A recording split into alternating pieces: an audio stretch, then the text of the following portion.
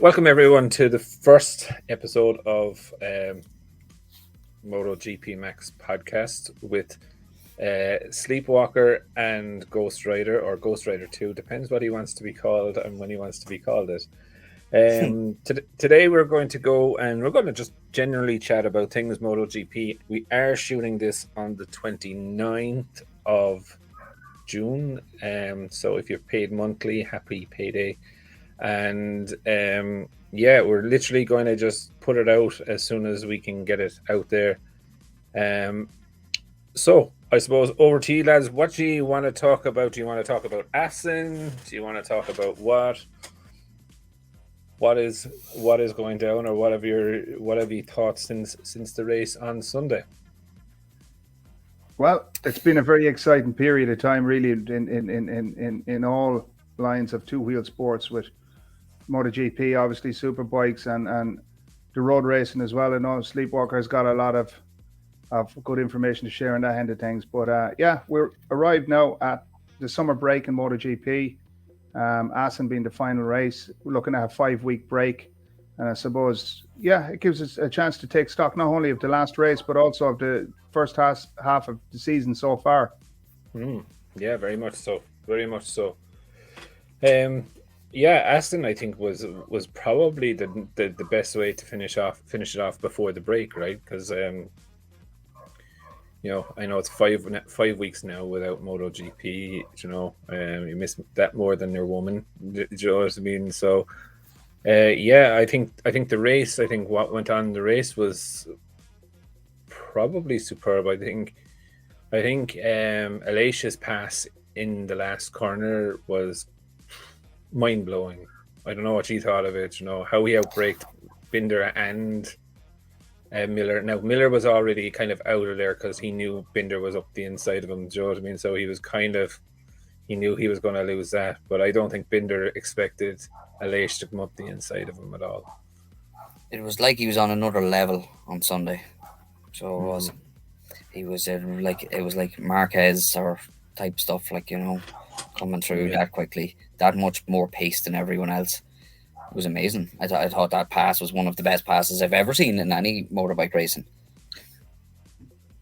Yeah, he did. He made it stick. It shows the type of performance, that champion mindset, that champion level of performance, where the rider is doing something extra special.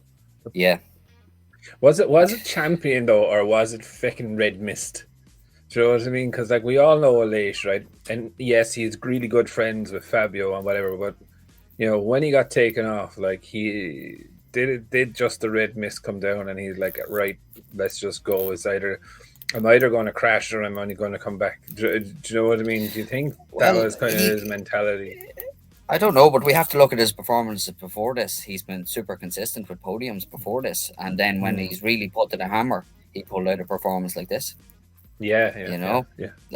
Before this, it was 4 or 5 third places in a row. Yeah, and then he gets taken off track and comes from 15th to 4th. That shows the pace in the Aprilia, doesn't it? It does really, and he passed some quick lads there to get there too, Yeah, there's no one slow. Well, Morbidelli. Let's forget about that. But we're not worried about the Yamahas. They were behind 15th anyway, so they were further back. Yeah, I don't think he had to repass them, but actually, or did he? I mean, let's wait and see on that. But yeah, look, I think it was probably one of the best rides I've seen him ever do. Do you know what I mean? And what I suppose the thing that I took from it was not the performance and how he did it, is how he kept his head, because he normally loses the plot out of anger. Do you know what I mean? And he gets so emotional when something positive or negative happens that I just think, Jesus, I was expecting him to crash out of temper, do you know what I mean, that he would push it way too far, and he didn't. It was a great race for Maverick as well, and really hats off to him. He goes well there anyway. Yeah. I still stand by, though, my thing with Maverick. Maverick should have won that race. There's the pace is in that Aprilia bike. Alex showed it. Do you know what I mean? But you could see he started to get nervous when it was raining. Do you know what I mean? Pecco got nervous as well. You know, and Bezzecchi didn't. Do we think Elise would have won if Fabio hadn't hands down. Well, yeah. I think it would have been an incredible battle between himself and Pecco. Do you know what I mean? Yeah. I certainly think Pecco had an awful lot more pace in him, but you know, how would he have responded to the pressure? Yeah, how would he? Yeah, and I'm of the opinion Pecco can't take pressure. Do you know what I mean? Like he took it with Marquez, right? Yeah, Aragon, last year he done well, but like he did very well. You know, there's two. When you look at it, you know, the type of performance he put in was prompted from being pushed off track from the incident that happened. He mightn't necessarily have got, you know, that same type of energy. It reminded me, looking at it, of watching Rossi years ago, when he'd make a mistake or a blunder, or he'd start way back the field and he'd just have to side through the field, or even Marquez, you know, to make it to the front and to get out in front. We haven't seen that from Espargaro before. He hasn't been that type of rider. We're looking at a completely different type of a caliber of rider in Aleix this year. He's changed. Do you remember last year he came out and said that he was one of the top 3 riders in MotoGP? Or was it the year before? Everyone laughed at him, but now that he has a good bike, it's not so funny anymore, is it? Yeah, but I just think his reaction though from Assen was more so, you know, like, how would you say? You can have all the plans in the world that you want to, right? But everything goes out the window the minute you're punched in the face. And Fabio punched him. Do you know what I mean? And the plan went out the window, and I think it was pure temper of a ride. Do you know what I mean? Now he's probably sitting in Ibiza at the moment. I think he's out there actually with Jorge Martin, and probably trying to download what exactly went on in that session. I know it myself from racing. Someone pushes you wide or whatever, or you lose a couple of spots. You know, your mindset is like, do you know what I mean? I won't say it on camera, but you know, you're like, I am absolutely going to destroy you when I get you. Like, do you know what I mean? Marquez has done this before, coming up the field, but he's done it in a different way, where he just pushes bikes out of his way and barges his way up the field. Do you remember Argentina, wasn't it? Yeah, you know, like using the bike like a battering ram to get back up to the front. But Leish didn't do that. Leish, everything was clean. It was great to watch anyway. And I suppose the question is, would he have put in that performance? You know, would he, like you said, Mac? You know, when you're clobbered, your mindset changes. The red mist comes down, and you're acting then out of retaliation. Exactly, and I think because where I'm going with that is the difference in the performance between Aleix and Maverick. Aleix had that fire lit under his arse. He closed 18 seconds, lads. On a person on the same bike. You know, whatever about the rest of the field, Maverick has the exact same equipment, probably actually a stage ahead. Yeah, like I think Lorenzo Salvadori's engine is 2 steps ahead of where Aleix is, and Maverick is 1 step ahead of him. Do you know what I mean?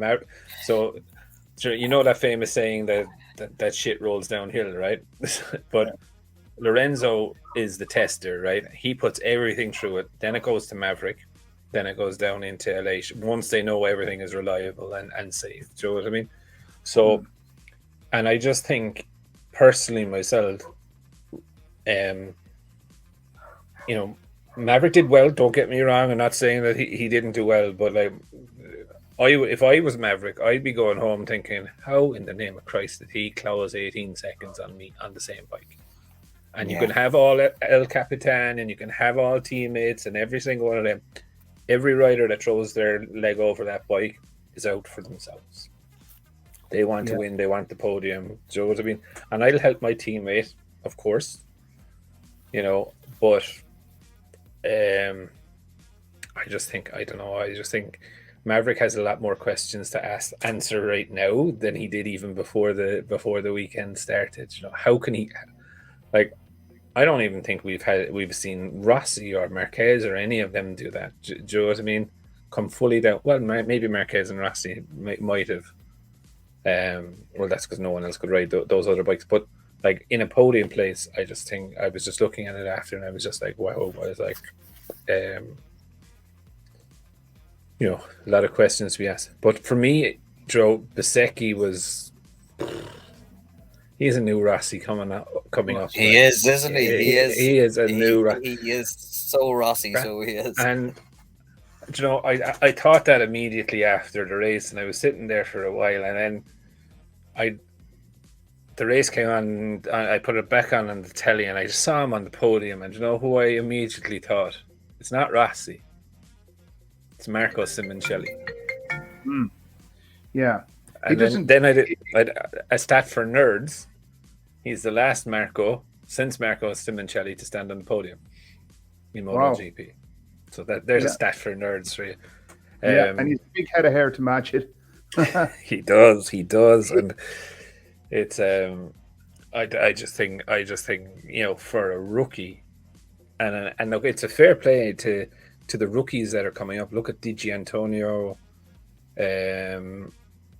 Bezzecchi, you know, they're absolutely flying. Do you know what I mean? They're far ahead of where I thought they would ever be. I thought like if they were scraping into the top 10 consistently by the end of the year, I'd be like, that's a job done, you know. But has there ever been a year where the rookies have done so well? I think there's been one or two. Well, Marquez. Look at 2013. Marquez won the thing in the first year. But I don't mean one individual, but so many rookies doing well. Yeah, and that's what it is. Now, look, I think Darren Binder has done well. I think I obviously Bezzecchi and Di Antonio have stolen the show in my view.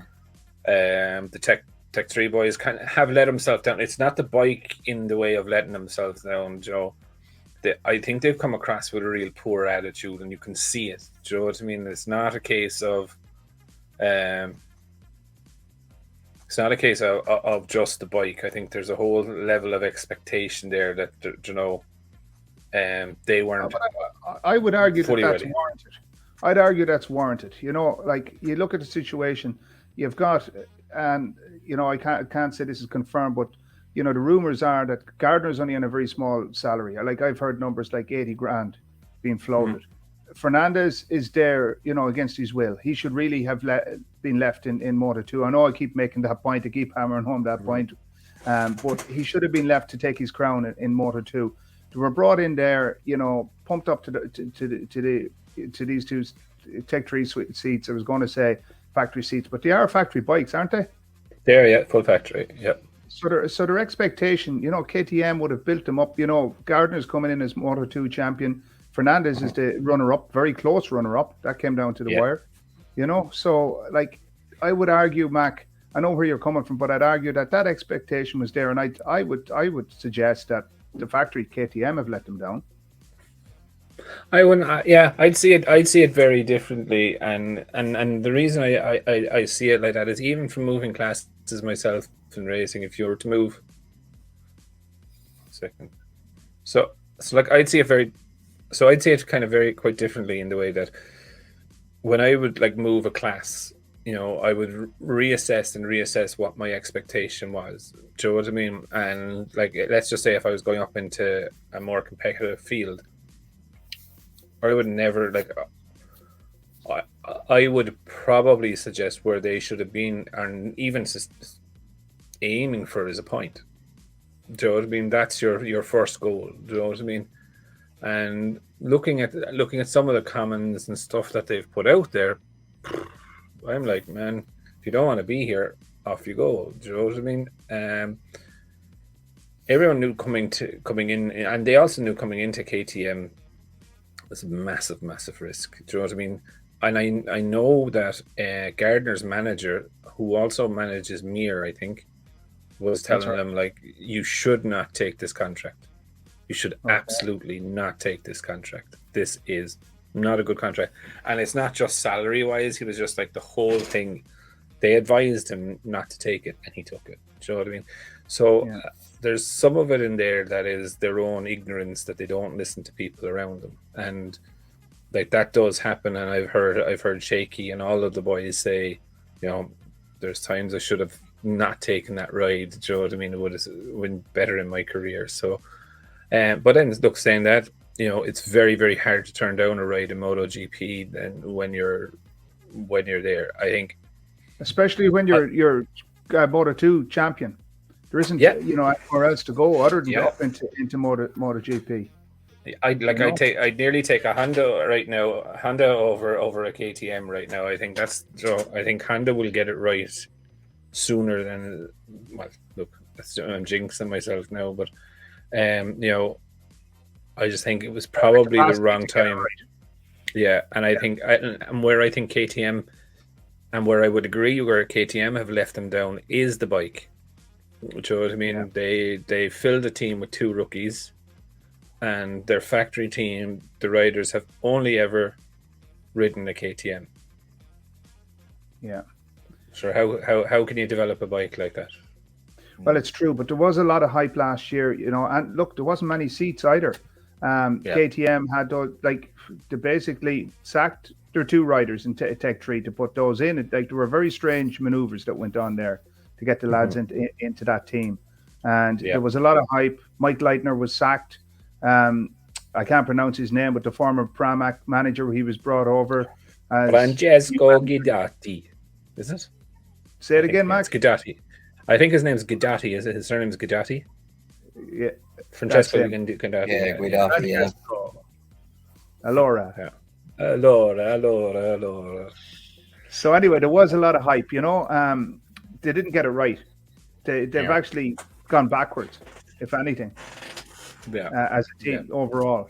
It's been a disaster here for KTM, and there's no sign of Pit Byrer, eating any humble pie.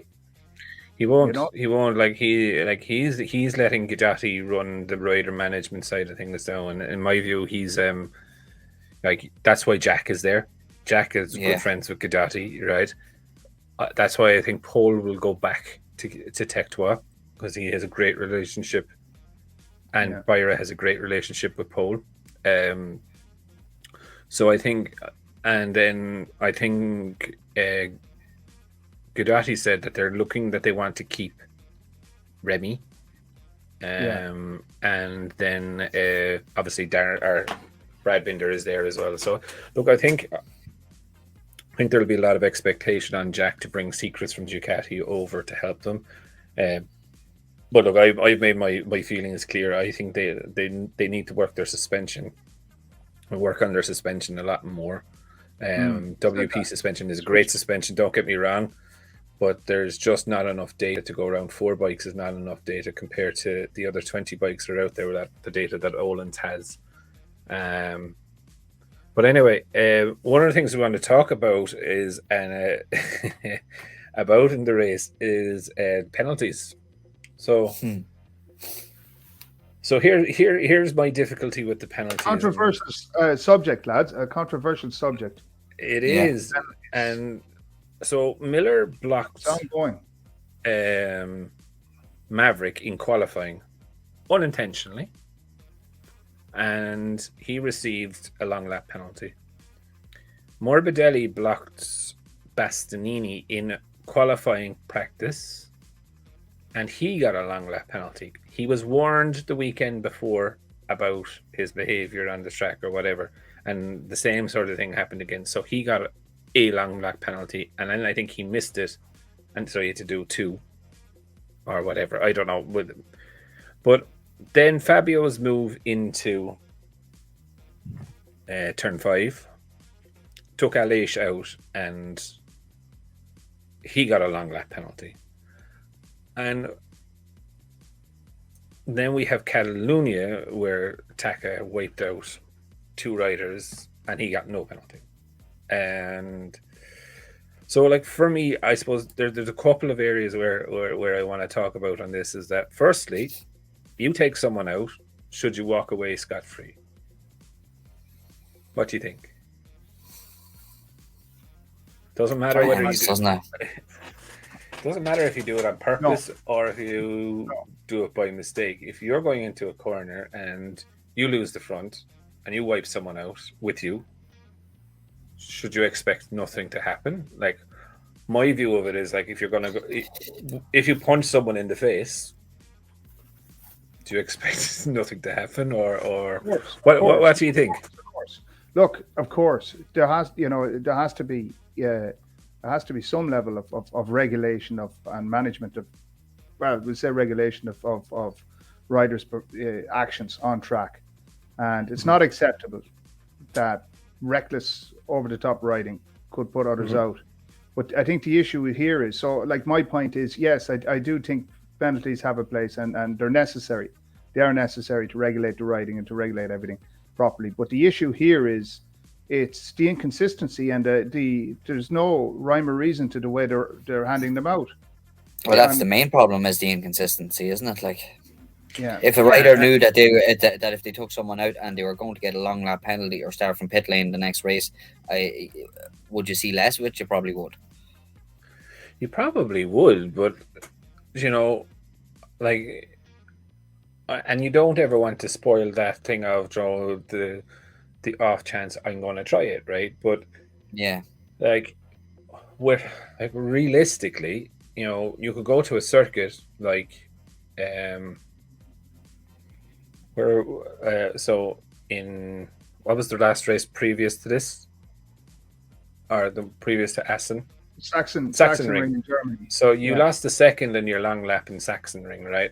But you lost 3 seconds in Assen, just say, for instance. And if you go to Silverstone, you're probably going to lose more. Do you know what I mean? So I'm just thinking, like, for me, it's quite simple. You cause another rider to go off, it's a 5-place grid penalty the next race, right? You do it again, it's 10.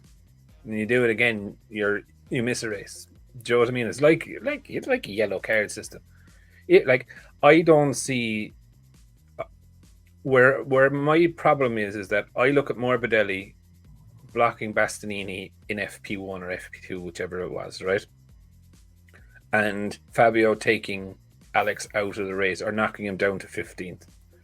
Like, for me, there's two now, and this is on the same weekend, so it's the same steward, right? They're complete polar opposites of impact on people. This is in the middle of a free practice where he's blocked them. It means really nothing. The second one then, is in a race situation where it massively affects the person. Do you know what I mean? Because let's just say their weekend is over, I think the consequences of what happens should probably be taken into account. Like, if you take out a championship contender or something like that, it's different than taking out someone at the back, who's is no chance of winning a rider's title or that. Like, I get you, but see, that's where the ambiguity then comes in something. So that's why I'm saying, if you take someone else out, just say, take Ataka, for example. He took 2 people out in Catalonia, so his next race he should have like a 5-place grid penalty for it. Do you know what I mean? Maybe he can make that up in the first corner, or maybe he'll make it up in the first corner and crash again, where next race he'll receive a 10. There has to be something, right? I absolutely want to make sure that we keep the all bumping and bashing and fairing and elbows and knees and the old kick going down the straight to get off you, right? I want to 100% keep that, but I do think, as a fan, the mistake, even though that it was a mistake, he's a very clean rider. It did rob us of a great race on Sunday. Do you know what I mean? Could you imagine the 3 of those battling against each other on Sunday? Do you know what I mean? So I think for the show, I think there has to be some sort of deterrent there for someone just to fire it up the inside and see. Look at Rossi, Gibernau, and all of those. Do you know what I mean? Some of the iconic passes have been because there was no fear of penalty or whatever. But I just don't know. I think just lately like let's look at Taka. Like he could have decapitated himself off the back of Pecco's bike. Do you know what I mean? And nothing, absolutely nothing has been done about it. Because there was no penalty for Tack at that time. And look, there's all sorts of conspiracy theories and rumors floating around. I heard one rumor that because Freddie Spencer, who's I think the chief steward there, has a relationship with Honda, that there's backhanders going on and that he's favoring Honda there by not applying any sanction. And the opposite is true against, Yamaha this time. And Yamaha were going to take this to the Court of Appeals. Yeah, they are, and I think they're right. I think they have to. They have to put their foot down and be like, does he deserve a penalty? He absolutely does. Look, he took another rider out, in my view, right? Like if I was clerking in go-kart racing, right, and you took a driver off, do you know what I mean? I'm going to throw the book at you, right? So you learn your lesson that you're going to go for a pass, absolutely. Just make sure you can make that pass. Do you know what I mean? There's no 50-50, there's no 25%, or you hear it there in Formula One, and he could see my front wing. Firstly, no, he can't, because he's looking the complete opposite fucking way from what you're doing. And I'm not looking for. I never look behind me ever in a race. Do you know what I mean? There was one of the things that was beaten into me is that if you're looking behind you, you're not looking where you're going. Yeah. Do you know what I mean? You don't have eyes in the back of your head. Yeah. And look, I just think. So I think it's quite interesting what is going to happen, especially with Yamaha. I think it's a very political thing that's going to turn into probably a massive minefield, if I'm honest. Well, if we look previous to this, the CEO of Dorna, Carmelo, came out after the Barca incident when the calls were made for Taka to be sanctioned, and there was, I think, some derogatory comments made towards the stewards by some of the riders, and he said that was unacceptable, which it probably is, and he made the point that they are separate. Dorna being obviously the license holder, the promoter and the event organizer, separate from FIM, the licensing body, the official, and then the stewards are. Well, they're part of FIM. So, they're not actually. No, they're not. They are, but they're not the stewards. So, if you could imagine the hierarchy of this, right, would be that you have the race director, which is your man Webb, isn't it? Mike Webb. Mike Webb, right, and then the stewards. So he's the race director. So if an incident would come onto track and a team would protest or thing, they would protest that to him first, right? And he would make a decision, and his decision could be to throw it away, or his decision could be to refer it to the stewards, and the stewards then are completely separate from the whole race direction and anything to do with that. So you would have, and I'll just talk now in kind of like small terms, right? But you would have like an FIM steward, you would have a club steward or an organization steward, and you might have a club steward. Okay, so you would have 3 stewards on the panel then, just say, for instance. So they would have a discussion about that independently of the race director, and then they would make their findings that way, right? But it's just, for me, where that whole problem lies is that those stewards change every time, so there's no consistency in how the rules are being applied, and that's where I think overall kind of governing rules would come in and say, if you take a rider out, you're going to get a penalty regardless. It's just flat stick, and it's the same with, in my view, with people falling or coming off a bike. You lose the front at racing speed, you ain't getting back on that bike. That's, in my view, the way it should be, right?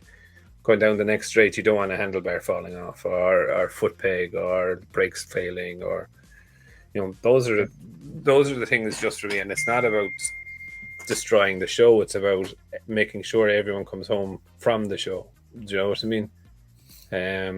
So I don't know what your thoughts are on that, but I'd love to hear.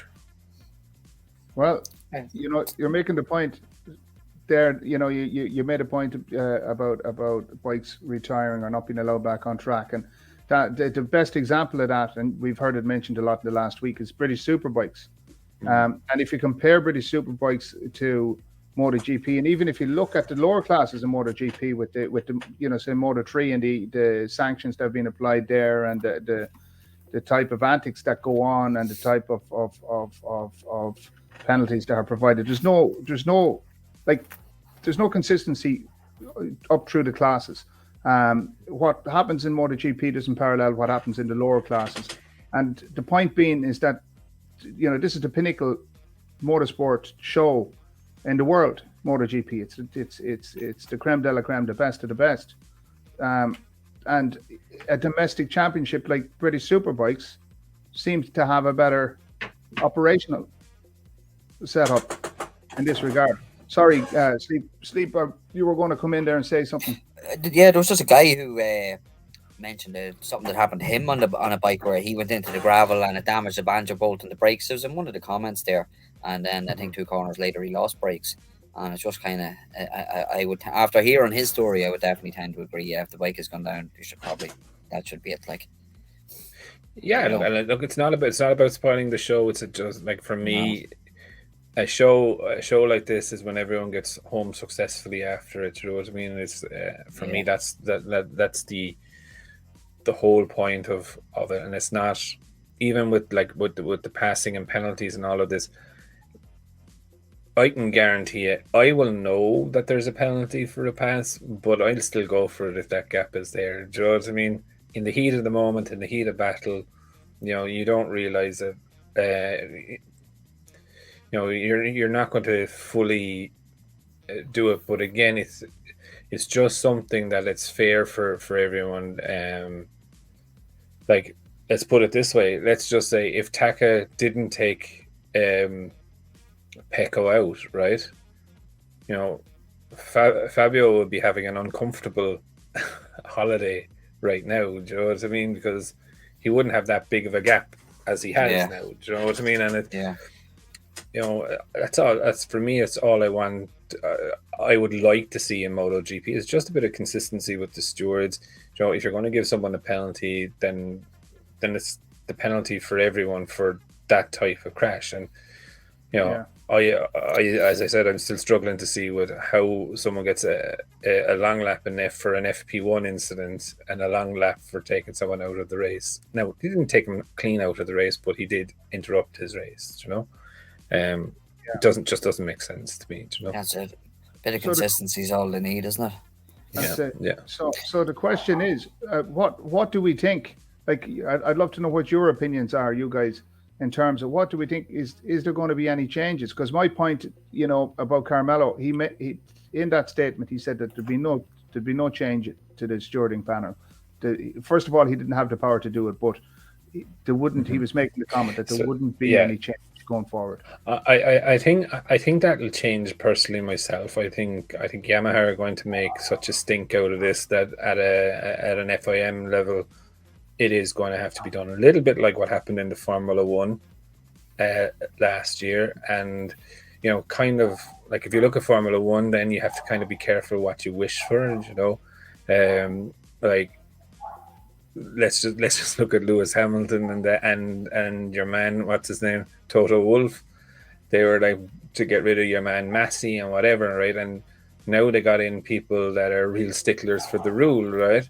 And Silverstone is on this weekend, right? And there is a thing in Formula One that you're not allowed to wear underwear and you're not allowed to wear jewelry when in the car. And it makes complete sense, right? Yeah. Because if that car bursts into flames, right, you do have your fire retardant suit on, but that will fail, and then you have a pair of cheap jocks on that'll melt to your skin, right, underneath. I wouldn't say Hamilton will have a cheap pair.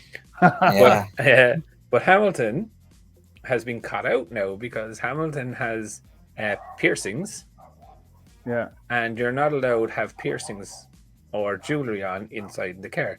So this weekend, going into Silverstone, he got leeway to have one of them surgically removed from his nose. Oh. And if he doesn't, they have to. So if he doesn't, technically he can't pass scrutineering because he has a body piercing. So, like, there has to be change, but I think where in my view it has to be kind of common sense. Do you know what I mean? Have a stewarding panel that are aware of, if X, this is the penalty, not everyone gets a long lap penalty. Do you know what I mean? Like for me, I just feel that you could have actually taken someone out, and your worst thing that's going to happen is a long lap penalty. Do you know what I mean? I'd risk it for a long lap for the next race. Do you know what I mean? If I could have a chance of winning a race, I'd risk it. Do you know what I mean? So I just think riders have done long lap penalties without even losing places, haven't they? I think did Zarco do it before there? Yeah, Miller. I think Miller as well. Yeah, and he came back and he still finished on the podium or something. Like the grid places. Now that would be a good in one. Le Mans, I think, or something like that. Or something. He did 2 long lap penalties and he still finished on the podium. That's right. Do you know what I mean? Right, well, lads, thanks so much for joining today. We'll cover more road racing after Skerries. We'll have a little bit more to talk about, and we'll dedicate a little bit more time to maybe the TT as well, and just a recap of what went on and the good and the bad. Thank you for joining anyway today, and we will be back again next week, guys, with another podcast, and again covering MotoGP and road racing. But until then, talk soon. Cheers. Bye. Cheers. Bye. I just want to take a minute to also thank you for watching my videos and the support that you've shown so far. If you haven't subscribed already and you would like to subscribe, it would mean an awful lot to me if you did. I'm starting this channel realistically so that we can all enjoy MotoGP together, with the aim of streaming a live video when the GP races are on.